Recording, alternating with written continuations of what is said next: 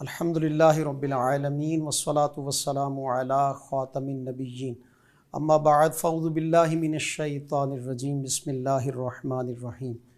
तलबाए किराम, Kanzul Madaris board HEC recognized maths video series में एक लेक्चर आपको डिलीवर हो चुका है और फर्दर मोर लेक्चर्स का आपको यकीनन वेट होगा। तो आइए आज हम अपने दूसरे लेक्चर की तरफ बढ़ते हैं।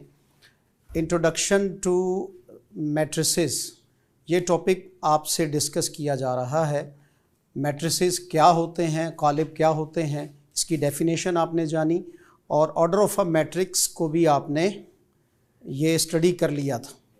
आज मज़ीद इसमें जो कॉन्सेप्ट्स क्लियर होने वाले हैं वो लेकर चलता हूँ मैं, और बाद में उसकी एक्सरसाइज पे एप्लीकेशन देखेंगे कि एक्सरसाइज में जा कर के हम मैट्रिसेस को कैसे अरेंज किया जाता है और डिफरेंट मैट्रिक्स के ऑर्डर्स को पहचानेंगे। आफ्टर दैट एक और डेफिनेशन हम पढ़ेंगे, फिर उसको एक्सरसाइज 1.1 पे अप्लाई करेंगे। तलबा किराम, चलिए फिर इंट्रोडक्शन टू मैट्रिक्स से आगे बढ़ते हैं। तो आपने जाना था कि मैट्रिसेस जो होते हैं ये क्या हैं, ये रियल नंबर्स को रॉज एंड कॉलम्स में शो करना है, रॉज एंड कॉलम्स में। तो मेरे पास सिंध बोर्ड मैथमेटिक्स है, इसमें एक एग्जांपल है जो मैं आपसे शेयर करता हूँ। राशिद और ज़फ़र ये दो बॉय हैं।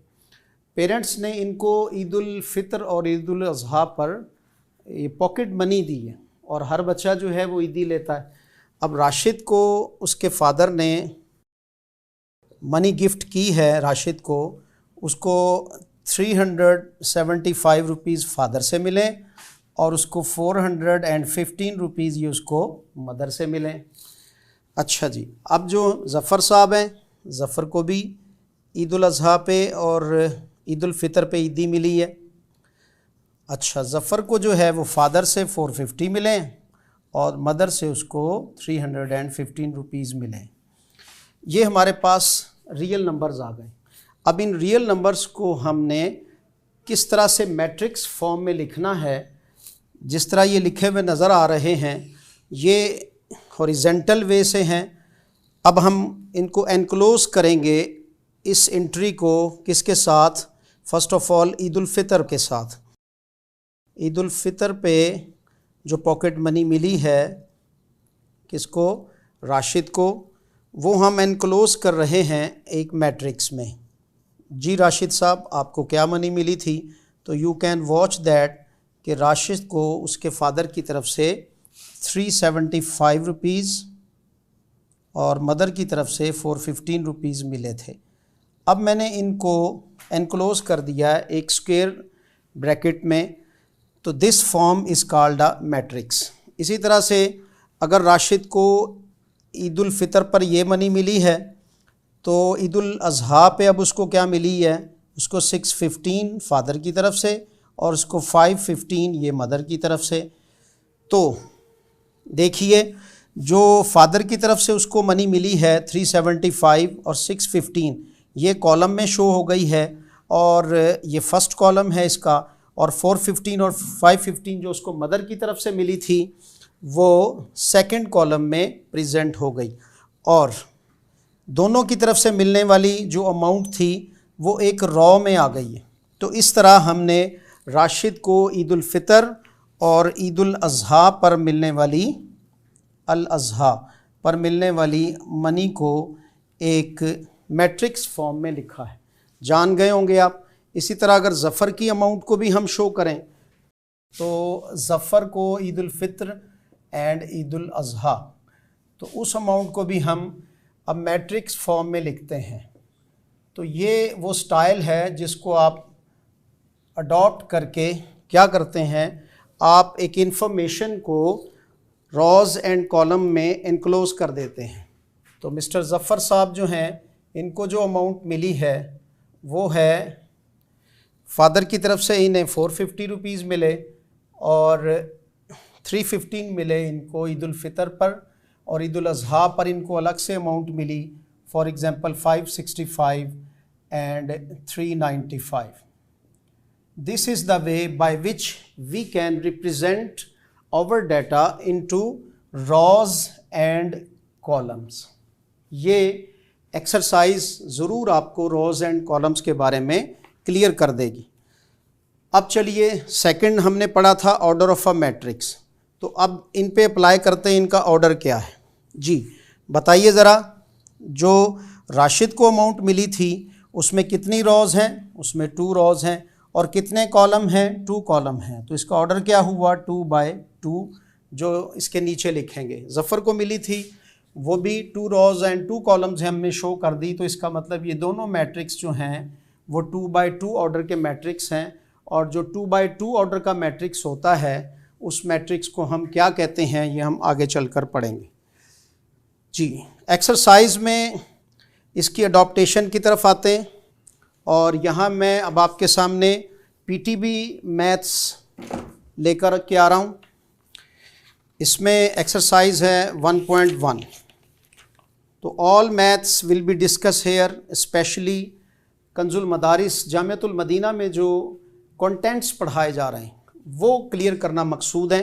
एक्सरसाइज इसमें हमारे पास 1.1 है, और ये अब यूँ समझिए कि ये इसकी एप्लीकेशन स्टार्ट हो गई। हमने डेफिनेशन भी देख ली, और डेफिनेशन के बाद हमने इसकी एक्सप्लेनेशन भी ले ली, और अब इसकी application is going to start.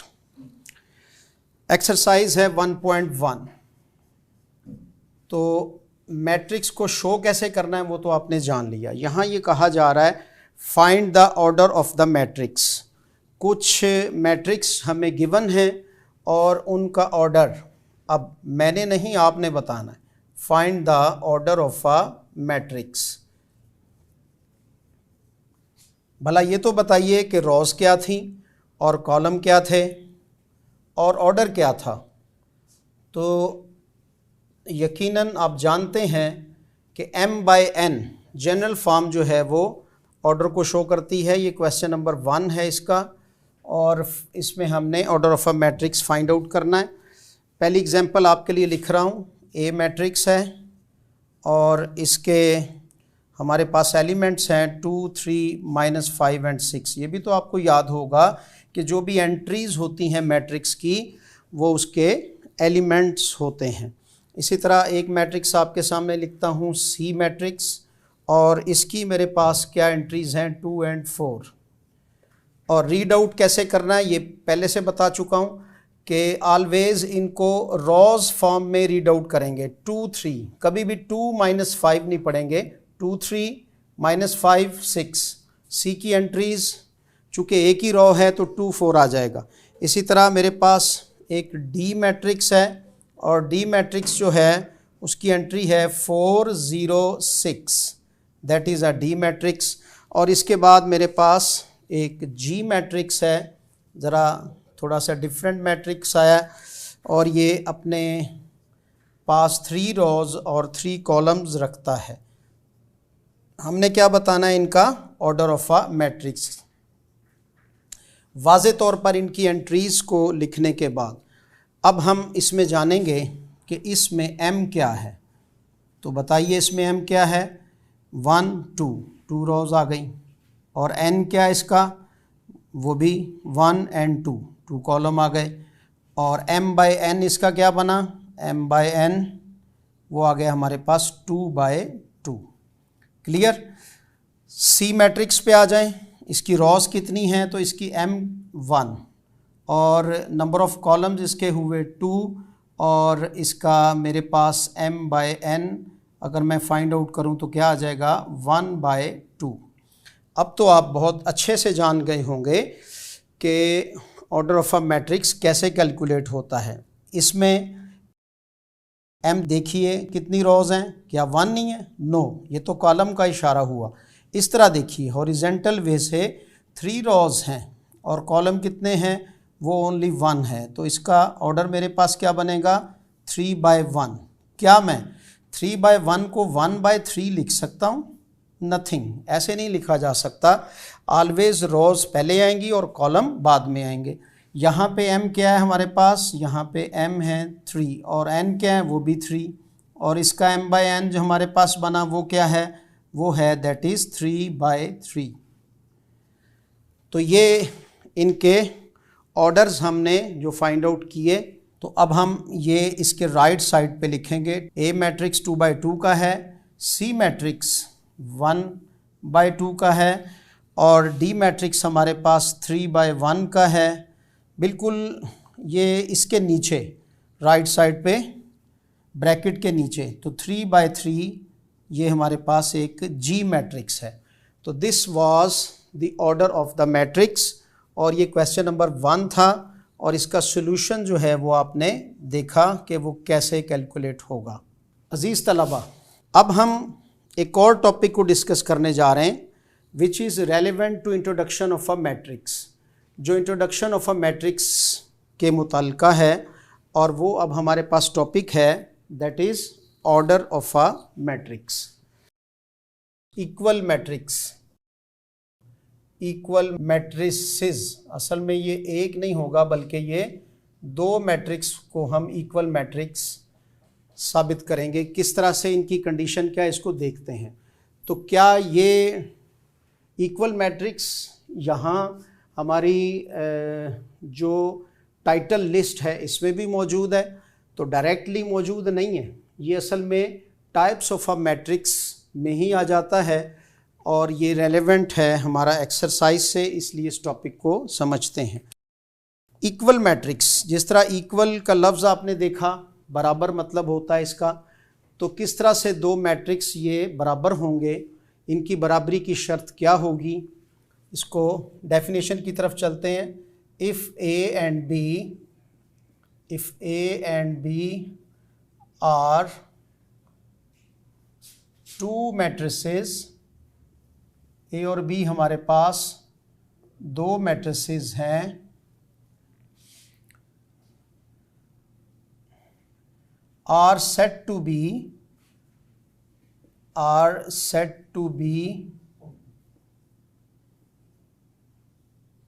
Equal, इन्हें उसी सूरत में इक्वल कहा जा सकेगा और इसको डिनोट किया जाएगा and denoted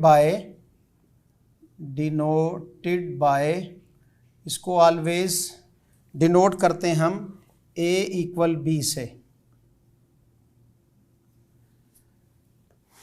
is said to be equal and denoted by a equal b if and only if, इसकी कंडीशन है if and only if।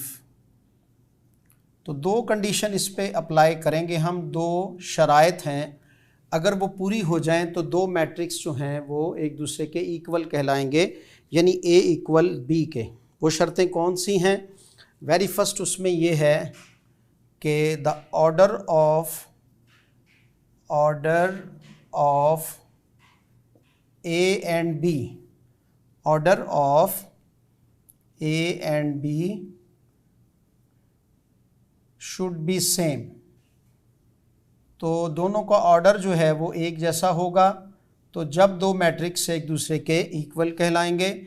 और सेकंड वन, दूसरी इसकी शर्त ये है, कॉरस्पॉन्डिंग एंट्रीज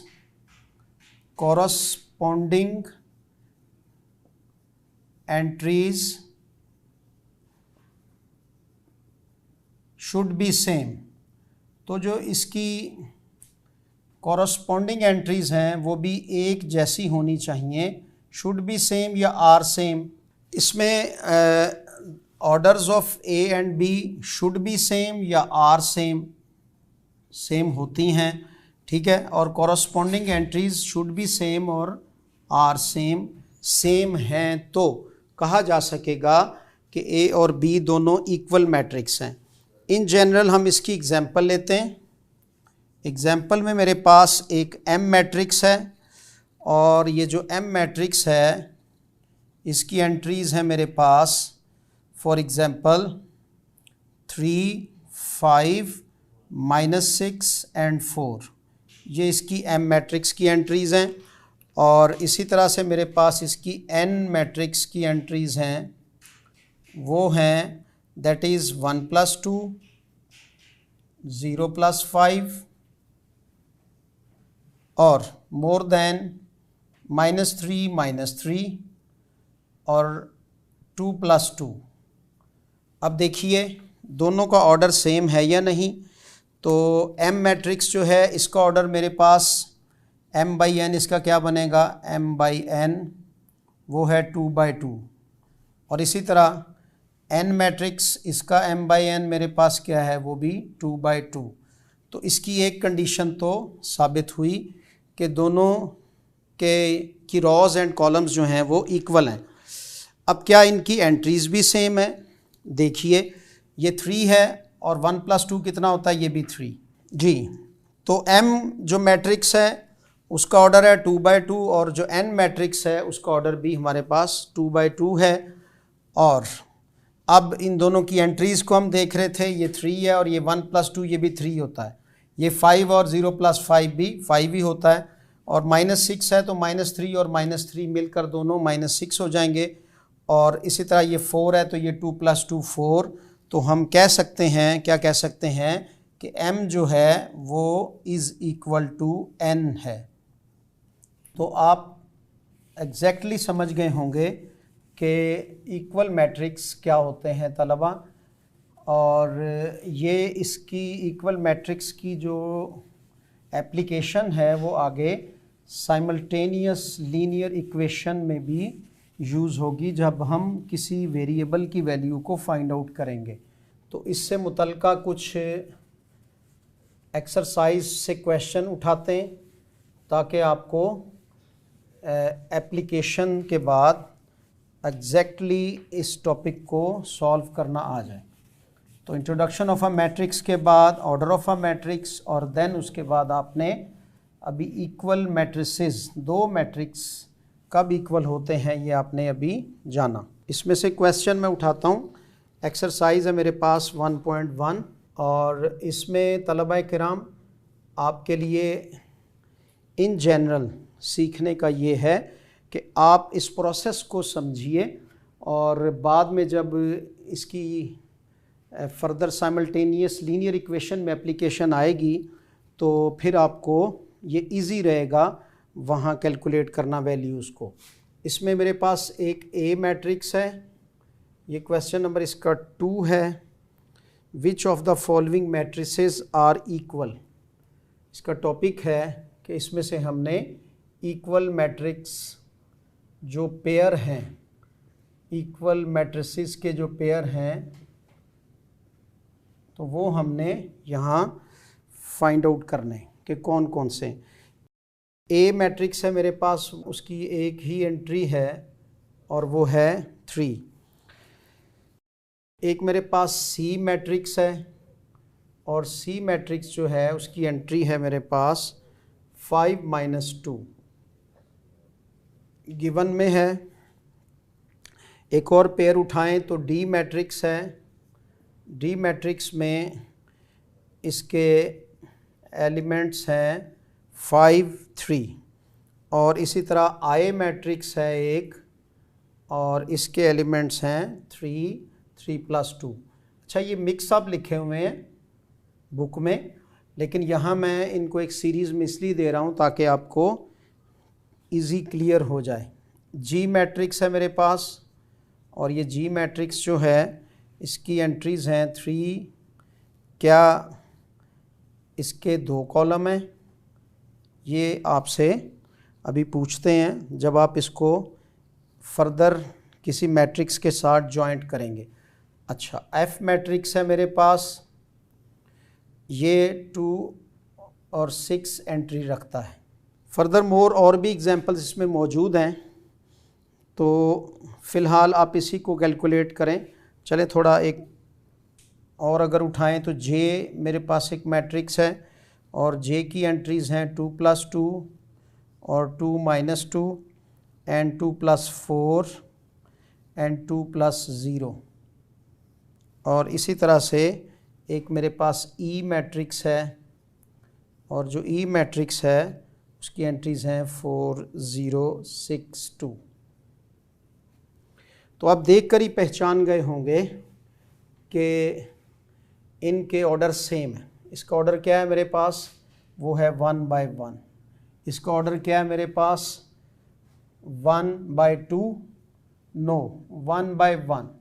ये जो माइनस है ये ऑपरेशन का है, ये अलग से एक कॉलम को शो नहीं करेगा, बल्कि ये बोथ एक ही एंट्री हैं।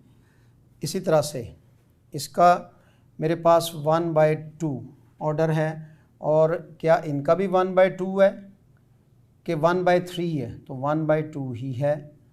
ठीक है, इसका देखिए, देखने में तो ये 2 रॉस 2 कॉलम लग रहे हैं, लेकिन चूँकि ऑपरेशन साथ में आए हुए हैं लिहाजा इसका मीनिंग वही बनेगा जो इधर लिखा हुआ है। तो इसका मेरे पास 2/1 और इसका भी 2/1 ऑर्डर है, इसका 2/2 और इसका भी 2/2। अब तो ऑर्डर इन सब के सेम हो गए, और कॉरस्पॉन्डिंग एंट्रीज़ देखते हैं। ये 3 है, 5 - 2 तो वो भी 3 होता है, तो इसका मतलब एक इसके इक्वल हो गया सी के। D 5 3 है और ये 3 5 है। बताइए क्या इन दोनों का ऑर्डर सेम नहीं है? सेम है। क्या एंट्री सेम है? ये 5 है और ये 3, और ये 3 और ये 5। तो इसका मतलब ये एक दूसरे से मैच नहीं कर रही, यानी सेकंड कंडीशन इसकी जो है वो प्रूव नहीं हो रही। तो इसका मतलब D not equal to I, D जो है वो I के इक्वल नहीं है। इसी तरह 3 - 1 3 + 3 2 और 6, तो ये G और F भी एक दूसरे से दोनों कंडीशंस पे मैच कर गए, तो G इक्वल F के हो गया। और यही हम अगर लास्ट पे GE पे डेफिनेशन अप्लाई करते हैं तो ये आपकी एप्लीकेशन हुई जो अभी हमने यहाँ वॉच की है। अज़ीज़ तलबा, इस तरह से आपने जाना कि दो मैट्रिक्स जो हैं वो कब एक दूसरे के इक्वल कहलाते हैं। अब एट द एंड एक क्वेश्चन सॉल्व करने लगा हूँ, और ये क्वेश्चन जो है वो बेस्ड अपॉन है इसी डेफिनेशन के, यानी इक्वल मैट्रिक्स की डेफिनेशन के बेस्ड अपॉन है। इसमें बताना मुझे क्या है कि ABCD की ABC and D ये इसमें वेरिएबल्स आ गए हुए हैं, तो इनकी वैल्यूज़ फाइंड करनी है। वैल्यूज़ जो हैं वो इनकी हमें फाइंड आउट करनी है। पूरा क्वेश्चन मैंने नहीं लिखा, इन शॉर्ट फॉर्म में लिखा है। तो ABCD यहाँ पे वेरिएबल और कांस्टेंट आ रहे हैं। तो वेरिएबल वैल्यू कौन सी होती है ये फर्दर आगे हम पढ़ेंगे अलजेब्रा में इसको डिटेल के साथ। तो वो वैल्यूज़ जो अपनी फ़िक्स्ड अमाउंट नहीं रखती या क्वांटिटी नहीं रखती वो हमारे पास वेरिएबल वैल्यूज़ होती हैं। जैसा कि हमें नहीं पता कि A की वैल्यू क्या है, B की क्या है, C की क्या है और D की क्या है। और अगर नंबर्स हैं 1 2 3 4 तो वो क्लियर कट हैं कि 1 = 1 ही होता है, 2 = 2 ही थिंग्स होती हैं, 3 = 3 ही होता है, तो वो कांस्टेंट वैल्यूज़ होती हैं। तो इसमें दो मैट्रिक्स हैं, उनके ऊपर इक्वल मैट्रिक्स की डेफिनेशन को अप्लाई करते हुए इन वेरिएबल्स को हम फाइंड आउट करेंगे। तो क्या है हमारे पास A + C, फिर है A + 2B, देन है एनक्लोज्ड हुआ ये C - 1, सेकेंड रो आ गई, और 4D - 6। देन इक्वल के साइन के साथ, यानी इसमें ऑलरेडी ये फाइनल हो चुका है कि ये दोनों मैट्रिक्स जो हैं वो एक दूसरे के इक्वल हैं, यानी इक्वालिटी इनकी ये गिवन है। बज़ाहिर देखने में ये गिवन नहीं लग रही, एट दी एंड देखते हैं कि ये क्या वैल्यूज़ हमें कैलकुलेट करके देते हैं दो मैट्रिक्स। तो सबसे पहले हम इनसे लीनियर इक्वेशंस बनाएंगे। तो सिंध बोर्ड में application of matrices on linear equation ये टॉपिक चल रहा है, और यहाँ पे जो मेरे सामने टॉपिक है वो इक्वल मैट्रिक्स की डेफिनेशन को अप्लाई करने का है। इससे हमें इक्वेशंस कुछ मिलेंगी। तो first of all first row first column, इसकी एंट्री को मैं इक्वल लिख रहा हूँ किसके, जो राइट हैंड साइड है उसकी first entry first row first column वाली के साथ मिलाकर, तो A + C = 0, ये एक लीनियर इक्वेशन मिली। इसी तरह से A + 2B इक्वल किसके आ गया, -7 के। फिर C - 1 ये इक्वल किसके आया, 3 के। और इसी तरह से 4D - 6 ये किसके इक्वल आया, 2D के। तो ये मेरे पास जो इक्वेशंस आ गई हैं, इसको नंबरिंग कर दें कि इक्वेशन नंबर 1, 2 एंड 3 जी। अब 3 इक्वेशन नंबर 3 में से अगर मैं वैल्यू निकालूं, सॉल्यूशन स्टार्ट है इसका। इक्वेशन नंबर 3 में से फर्स्ट वैल्यू मैंने निकाली फ्रॉम इक्वेशन 3 में से c - 1 = 3 के था, और यू नो दैट के जो वैल्यू इक्वल को क्रॉस करके दूसरी तरफ जाती है वो अगर इधर माइनस का साइन रखती है तो उधर जाके वो ऐड हो जाती है। तो 3 + 1, तो c इक्वल यहाँ से क्या आ गया आपके पास 4। अब c = 4 को अगर मैं फर्स्ट इक्वेशन में पुट करूँ, पुट c = 4 इन इक्वेशन 1, तो इक्वेशन 1 में इसको मैंने पुट किया तो यहाँ पे आप इसको इक्वेशन भी पढ़ते हैं लेकिन लेटेस्ट प्रोनाउंसिएशन में इसको इक्वेशन पढ़ा जाता है। यहाँ पे आ गया a + c की प्लेस पे अब हम उसकी वैल्यू लिख रहा हूँ, a + 4 = 0 के आ गया, और a यहाँ से हमारे पास क्या आ गया, दैट इज़ इक्वल -4। तो दो जो वेरिएबल थे उनकी वैल्यूज़ हमने कैलकुलेट कर ली। अब फर्दर मोर a की वैल्यू अब मैं पुट करने लगा हूँ 2 में। तो जब मैंने पुट वैल्यू ऑफ a यानी a = -4 किस में पुट किया, इन इक्वेशन 2 में इसको पुट किया, तो a की प्लेस पे मेरे पास आया -4 + 2b = 7 के आ गया, और 2b ये माइनस का 4 उधर जाके प्लस का 4 हो जाएगा, 2b = 11 आ गया, और b इक्वल मेरे पास 11/2, और ये कितना आया 2 × 5 = 10, 5.5। तो b की वैल्यू कैलकुलेट होकर ये आ गई। अब सिर्फ रह गया d, तो d किस में से कैलकुलेट होगा, फ्रॉम इक्वेशन 4 इक्वेशन। इसी तरह से इससे रेलेवेंट जो भी प्रॉब्लम्स होंगी यानी डिटेल्ड क्वेश्चंस होंगे जिन्हें अबारती सवालात कहा जाता है, तो वो भी इसी तरह से आप सॉल्व कर सकेंगे। तो 4d, अब ये 2d ये इधर आके माइनस का हो जाएगा, और ये 6 उधर जाके प्लस का हो जाएगा, तो ये 4 में से 2 निकले तो 2 बचे, 2d = 6 और d = 6/2, और दैट इज़ इक्वल टू 3। अजीज़ तलबा, हमने इक्वलिटी ऑफ अ मैट्रिक्स यानी इक्वल मैट्रिक्स की डेफिनेशन को अप्लाई करते हुए अपनी सारी वैल्यूज़ जो हैं वो फाइंड आउट कर ली। a मेरे पास निकल आया -4, b निकल आया मेरे पास 5.5, और c जो है वो दैट इज़ इक्वल 4 है, और d इज़ आल्सो 3। तो दिस इज़ द आंसर। तलबा किराम, अब तक हमने मैट्रिसेस के बारे में जो कुछ भी पढ़ा उसकी एक्सप्लेनेशन भी ले ली और उसको हमने अप्लाई भी कर लिया। इंट्रोडक्शन ऑफ मैट्रिक्स, और उसके बाद हमने ऑर्डर ऑफ अ मैट्रिक्स, और फिर हमने फर्दर मोर इक्वल मैट्रिक्स को पढ़ा और उसकी एप्लीकेशन भी आपने देखी।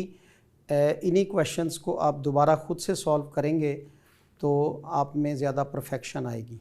तो अगले नेक्स्ट लेक्चर में अब हम टाइप्स ऑफ मैट्रिक्स को डिस्कस करेंगे।